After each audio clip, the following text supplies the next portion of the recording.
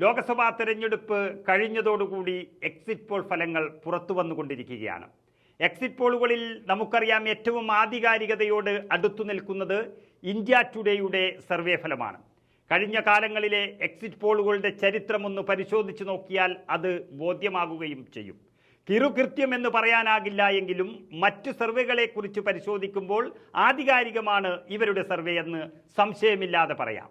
ലോക്സഭാ തെരഞ്ഞെടുപ്പിന്റെ അവസാന ഘട്ടവും തീർന്നതോടെ നേരത്തെ തന്നെ തയ്യാറാക്കി വെച്ച സർവേ ഫലം India today axis my India ഇപ്പോൾ പുറത്തുവിട്ടിരിക്കുകയാണ്. അതിൽ പറയുന്നത് പ്രകാരം കേരളത്തിൽ LDF തകർന്നടിയുമെന്നും BJP നേട്ടമുണ്ടാക്കുമെന്നുമാണ്. 2019 സമാനമായ രീതിയിൽ തന്നെ UDF നേട്ടം കൊയ്യുമെന്നും ഇന്ത്യ ടുഡേ ഉറപ്പിച്ചു പറയുന്നു.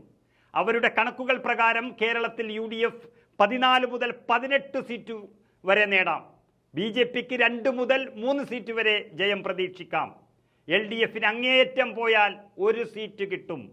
ഈ സർവേ ഫലം സൂചിപ്പിക്കുന്നത് LDFന്റെ വോട്ട് വിഹിതം കൃത്യമായി BJPയിലേക്ക് പോയിട്ടുണ്ട് എന്നതാണ്.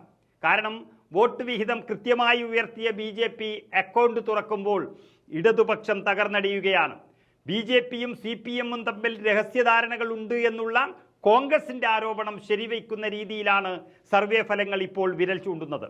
പ്രത്യേകിച്ച് സർവേ ഫലങ്ങൾ തൃശൂർ ലോക്സഭാ മണ്ഡലത്തിൽ BJPക്ക് വിജയം സുനിശ്ചിതമാണെന്ന് അടിവരയിട്ട് പറയുകയാണ്.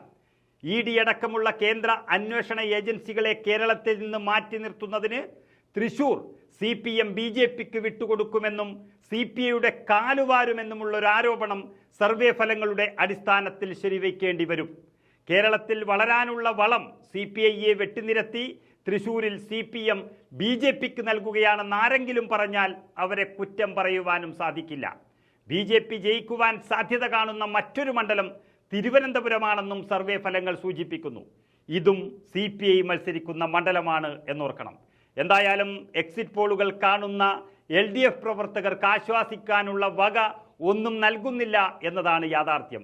പക്ഷേ തൃശൂർ BJP പിടിച്ചെടുക്കും എന്ന് പറയുമ്പോഴും അവിടെ UDFന്റെ സ്ഥാനാർത്ഥി ലീഡർ K കരുണാകരന്റെ മകൻ K മുരളീധരനാണെന്ന് പ്രത്യേകം ശ്രദ്ധിക്കണം. കാരണം അവസാന ഘട്ടം തിരിച്ചു വന്നാലും അത്ഭുതപ്പെടാനില്ല.